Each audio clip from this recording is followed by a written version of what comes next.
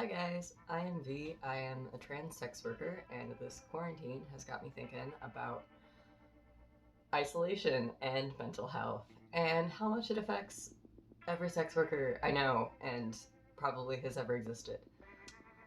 But real quick, before I get into it, I just wanted to mention that I am going to be trying my best to be posting videos every week. So if you want to subscribe or whatever, I guess that's a thing that you're supposed to do, is ask people to subscribe to you. I don't know. But yeah, I'll be around just making videos about my experiences as a sex worker, and yes, if that interests you, come along, hang out with me, yes. Anyway, so quarantine, I think it's safe to say, has been difficult for everyone, though some more than others depending on like your financial situation. I've been waiting 6 weeks to get my unemployment, almost 7 now. I'm gonna call them today and be like, hi, can I please have my money by the end of the month so I can pay my rent? Thanks. Crossing our fingers here. But anyway, it's not something I'm unfamiliar with, actually, so I think that I've been handling it better than most. I mean, like, long story, but I was like an only child growing up, and I would just like stay inside all the time anyway, so there's something very familiar about this, but it's also putting me into the headspace of being a fucked up 15-year-old who just stays inside all day, which is not good.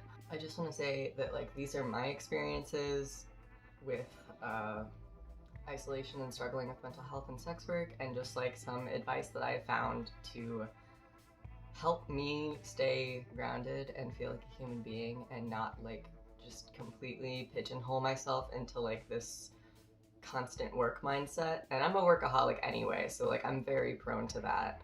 My semester just ended and I kind of just like dived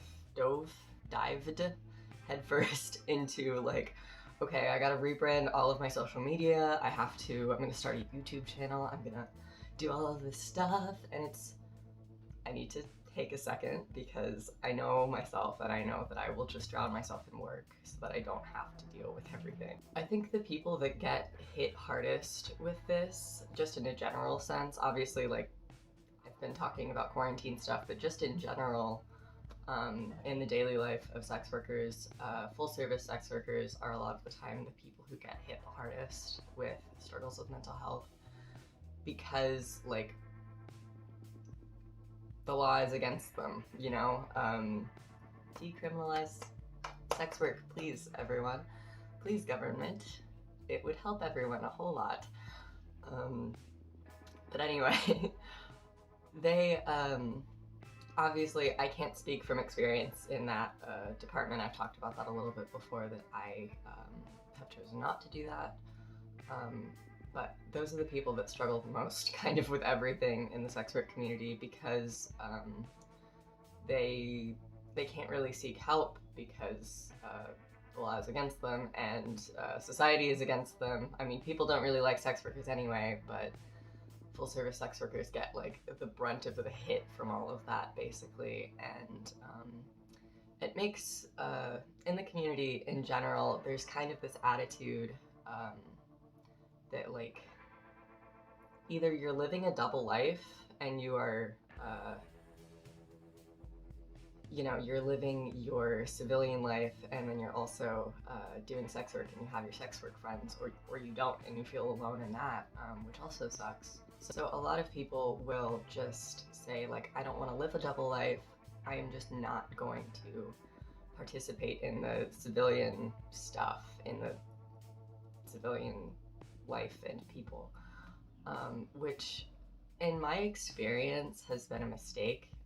But at the same time, like, I understand why people come to that conclusion, because it is so difficult to like, I don't know, make friends and chit chat with people and like not just be really blunt and be like, oh yeah, I'm a sex worker, here's what I do, whatever. Partially, like, to me, it's not worth keeping a secret. I'll do another whole video about like how my experience is telling people, and particularly telling my family. It's weird. For me, it's become really valuable to have civilian friends. That's just the terminology that people use in the community. They'll call them civilians or civvies or whatever. Just people who are not involved in sex work. Generally, have very different opinions about us. So it can be scary and dangerous to be outed to those people. But in my experience, completely avoiding having civilian friends is a mistake, and I have to have people that I just feel like a person around. Most of my friends know that I do sex work at this point, but I don't really talk to them about it because, you get the looks, you get the, oh, so how much money do you make? Can I start doing that stuff? And they just don't really get it. And that makes me sound like an asshole, but it's true. Anyone who's been in this position knows people act fucking weird about it. But having those people there when you need them and just need to get away from work is extremely important, especially if you're a workaholic like me. And especially, if you're the type of person that,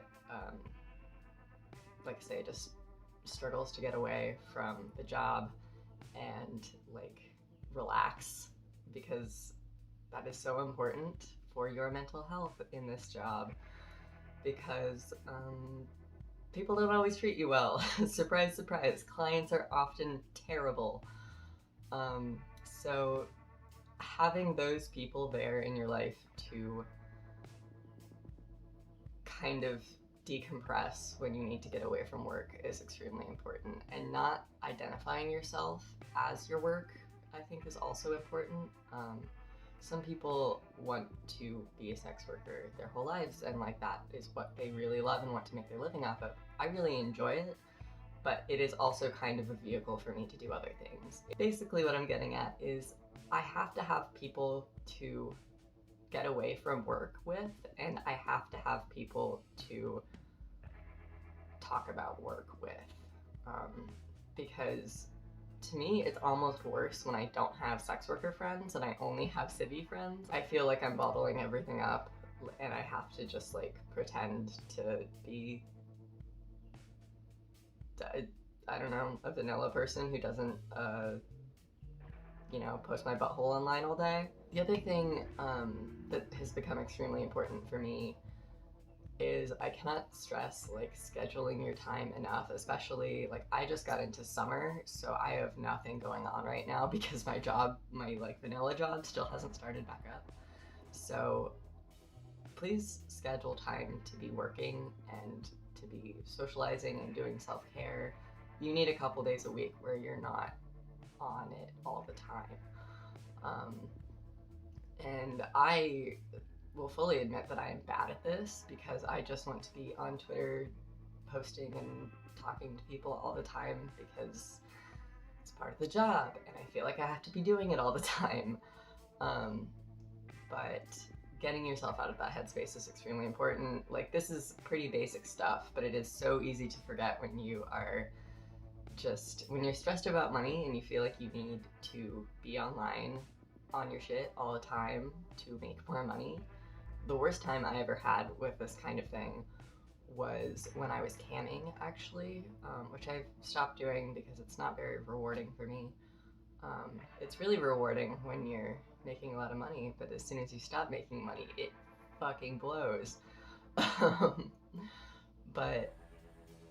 it was just extremely hard for me to feel like I should go out when I felt like I could get online at any time and make $50, $100. I was like, I should be online working because I need money, obviously. But you just can't be in that headspace all the time. It will make you start to feel shitty about yourself. You'll, the self-worth balance in sex work is really difficult because you're literally putting a value on your body, and that's conservative people's argument against sex work. They're like, you're cheapening your body, you're blah, whatever. It's fine to put a price on yourself, make it a good price. But you also have to understand that you aren't selling yourself, you're selling photos and videos or whatever, or a night out or whatever you're doing. To take a step away from it sometimes, because it does have a really strong effect on people, and have people to talk with about that stuff. I used to be in a Discord server full of sex workers, and we would just like, every time we got clients who were rude or annoying, we would just like go in there and complain to each other about it, and it was so therapeutic.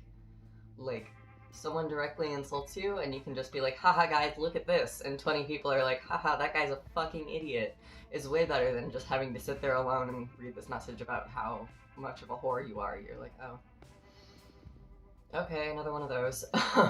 Network, schedule yourself, have friends from all walks of life. It is important, please. Those are my bits of advice. This was a bit too long for basically just those 3 points, but they're very important and easy to forget.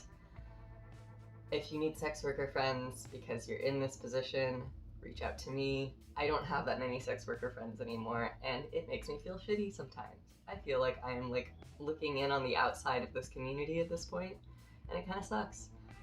So that's where I've been at, and that's weird because I can't hang out with my real life friends, and I don't really have sex worker friends, so I'm just kind of like, but I'm working on it. We're doing it. I move in with my partner in like 2 weeks, so I don't have to be in my apartment all alone anymore, which is wonderful. So yes, I hope you are doing well. I hope that, you know, you're healthy and everything.